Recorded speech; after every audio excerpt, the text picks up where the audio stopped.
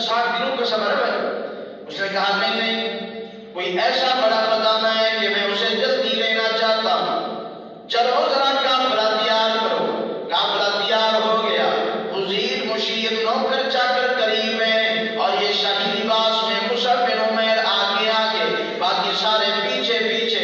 اس نے اعلان کر دیا لوگوں اب ہم نے رات کا قیام نہیں کرنا، ہم وہ خزانہ لینے جا رہے ہیں جو ساری دنیا سے قیمتی خزانہ، دن کو بھی سفر ہوگا، رات کو بھی سفر، دن کو بھی سفر، رات کو بھی سفر، تاکہ ہم جلدی مدینہ پہنچ جائیں۔ سفر کرتے کرتے جب مدینہ کے اندر پہنچے، صبح کی نماز کا ٹائم، میرے آقا اپنے صحابہ کو صبح کی نماز پڑھا رہے ہیں، اور حضرت مصعب بن عمیر اپنے قافلے کے ساتھ وہاں پہنچ گئے تو رحمت کائنات قرآن کی تلاوت کر رہے ہیں۔ فرمایا بسم اللہ الرحمن الرحیم، الرحمن علم القرآن، خلق الانسان علمہ البیان۔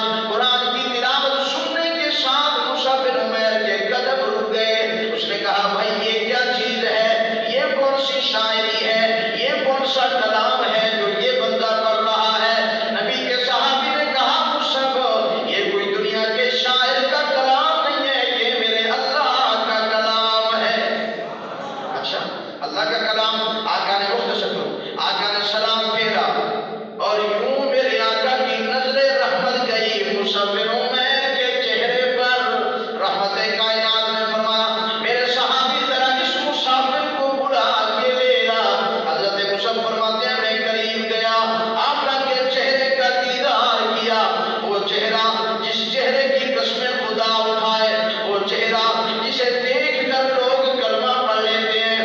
مصعب بن عمیر نے کہا میں باقی کلام آپ سے بات نہیں کروں گا، پہلے ذرا مہربانی کر دیجئے، مجھے وہ خزانہ تو دے دیجئے جو خزانہ اللہ نے آپ کو دیا ہے۔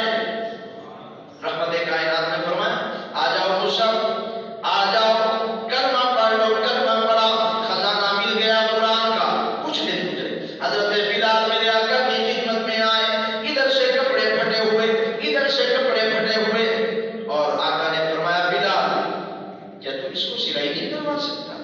سلائی کروا دیتا، سی لیتا۔ حضرت بلال نے کہا آقا غربت کا یہ عالم ہے، ہائے غربت کا یہ عالم ہے کہ میرے پاس دھاگا تو موجود ہے لیکن سوئی موجود نہیں ہے، کس سے سلائی کراؤں؟ حضرت مصعب بن عمیر قریب بیٹھے، خیال آیا یار میرے پاس تو بادشاہی خزانے ہیں اور میرے آقا کے صحابہ کے پاس تو سوئی بھی موجود نہیں، کپڑے سینے کے لیے کوئی چیز موجود نہیں، کیوں نہ میں ایسا کروں وہ خزانے لے آؤں اور اپنے آقا کے قدموں پہ قربان کر دوں۔ یہ سوچا، چل پڑے، اجازت لی۔ آقا نے فرمایا ٹھیک ہے مصعب 2 مہینے ہو گئے تیرے کو ادھر، جا ذرا لے آ، باقیوں کو بھی لے آ، ان کو بھی کلمہ پڑھا۔ حضرت مصعب بن عمیر